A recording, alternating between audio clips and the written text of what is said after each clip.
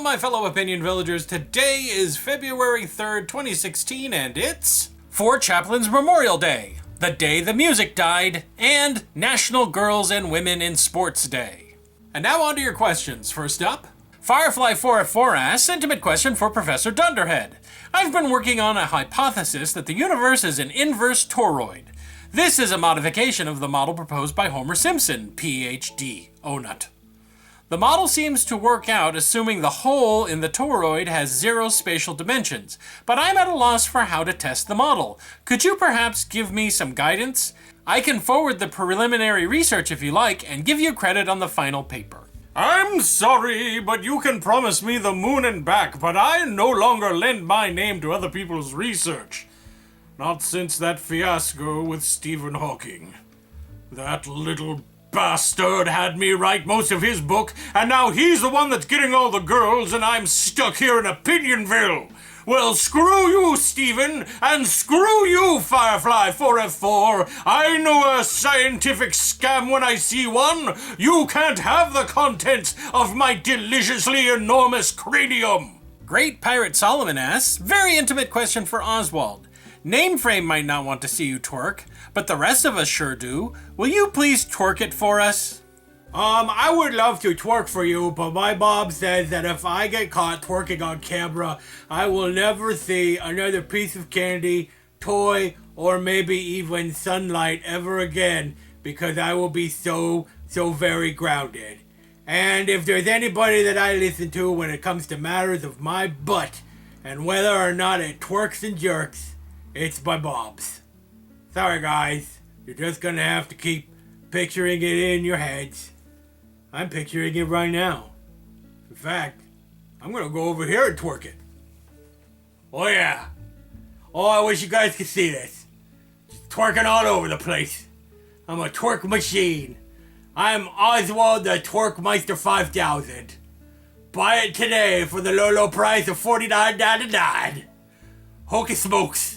Matthew Datcher asks, intimate question for Puppet Jason. You shaved your head, you say. Will you ever grow your hair back one day? Or are you now feltically challenged? I don't think I'm going to grow my hair back. My girlfriend says this is a really good look for me, and I'm kind of used to it, as is everybody else. I mean, I really don't want to grow my luxuriously long hair back again. I mean, this is cleaner. I love my long hair, don't get me wrong, but kind of made me look like a scumbag. Now I kind of look like a criminal. Dangerous. And you know my girlfriend likes the dangerous look. Actually, shaving my head's easier than shampooing and conditioning. Leo Jaksic asks, intimate question for AJ and Gary. Do you guys have to manage your horns similarly to how people have to brush their teeth or shave their beards? If so, how do you do it? Actually, horns are pretty low maintenance. Once they reach this length, they pretty much take care of themselves. The only thing you have to do in springtime is when they get covered with felt, and you have to go out and find a tree and rub up against it to get the felt off. Actually, that's pretty gross. One time when I rubbed the felt off my horns, a whole bunch of raccoons came up and stole the felt and ate it. I nearly barfed. Stephen Hatrack asks, intimate question for Oswald. What is your opinion on crispy M&Ms? Good? Bad, or put them down and walk away before there's any trouble? You can put anything in an M&M and it'll make it good and I'll want to eat it. Literally anything. So go ahead and put crispy stuff in it. Or pretzels. Or hazelnuts. Or like real nuts. Like the kind that you put on cars that hold screws on. Ooh, or screws. Or maybe make a giant one and just put a car in it. I could really go for some car M&Ms. Or just, dip the entire planet in chocolate and put a candy coating on it, and I'll eat that. Whole planet M&Ms. I wonder what the package would look like.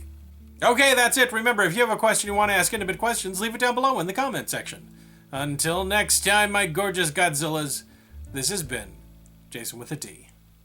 Oh, hey, you bunch of joiks, it's me, Vermont, here to tell you what to go sub to, and this week we want you to go sub to this channel, PokeJediTrek. Now, this recommendation is going to come with a little bit of an explanation.